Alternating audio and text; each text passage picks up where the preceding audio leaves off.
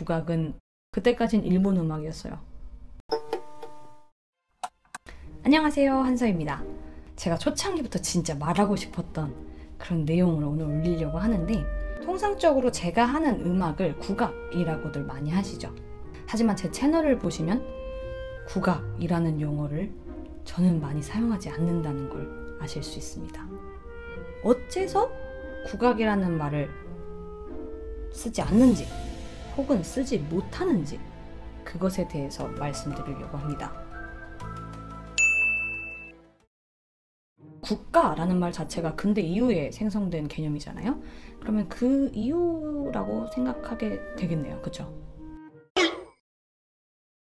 국악은 나라국, 질길락으로 이루어진 단어죠.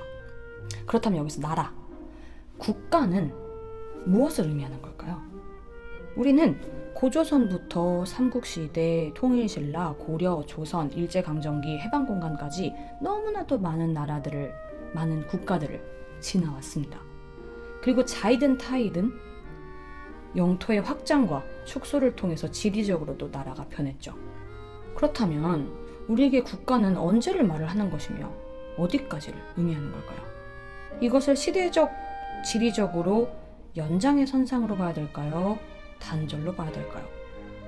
여기서 중요한 건 국가가 변함에 따라, 국가의 의미가 변함에 따라 국악의 의미가 변질됐다는 점입니다.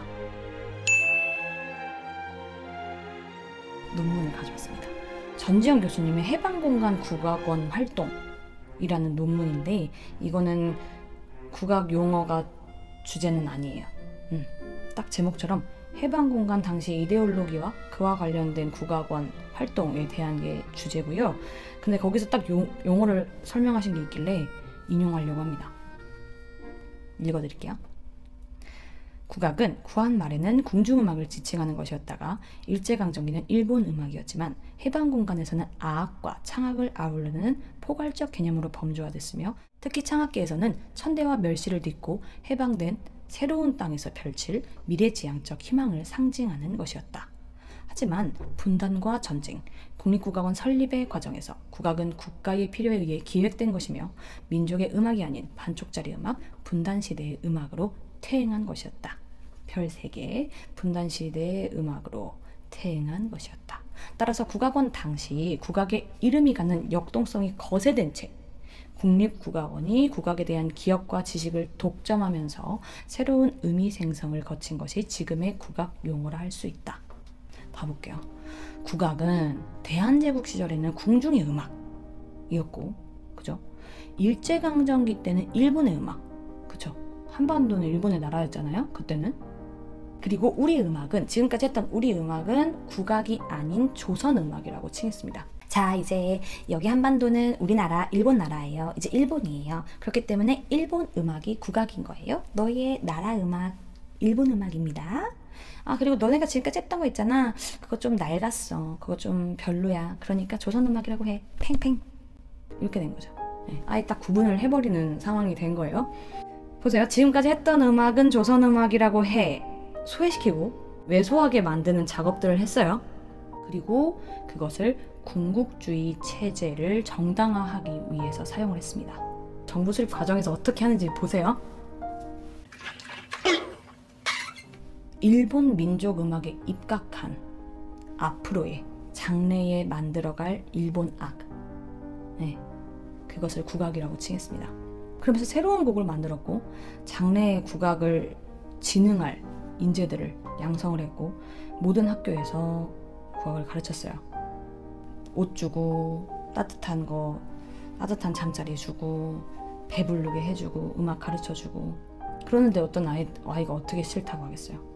어떻게 그런 일본 체제에 거부하면서 난 하지 않겠어, 이렇게 말을 하겠어요? 그 이후에 그것이 잘못된 것임을 알면서도 바로잡지 않고, 그리고 권력을 여전히 휘어잡고 있다는 거, 그것이 문제가 되는 것이겠죠.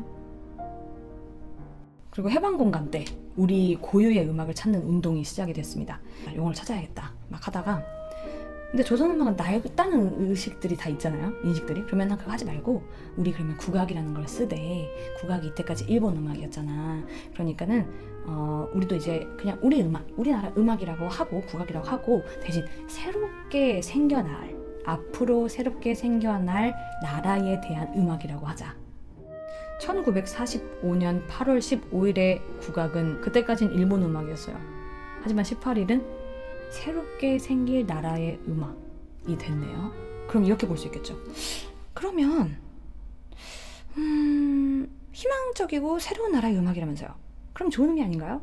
이렇게만 보면 좋은 의미로 보일 수 있죠. 분단이 되지 않을 때잖아요. 정말 그때 국악의 의미는 뭐였냐면 이데올로기적 억압에서 벗어난 그런 정말 민족 통합적인 의미의 국악이었던 거예요. 하지만 정부 수립 과정에서 국악은 또 한 번 또 이용당하게 됩니다. 반쪽 정부를 정당화하고 그리고 반공 이데올로기를 반영한 것이죠. 1948년 아악부가 국립국악원으로 명칭을 바꾸게 돼요. 그럼 이제부터 외래 음악을 제외한 우리나라 전통 음악은 다 국악이라고 하겠다라고 공식 인증을 해준 거죠.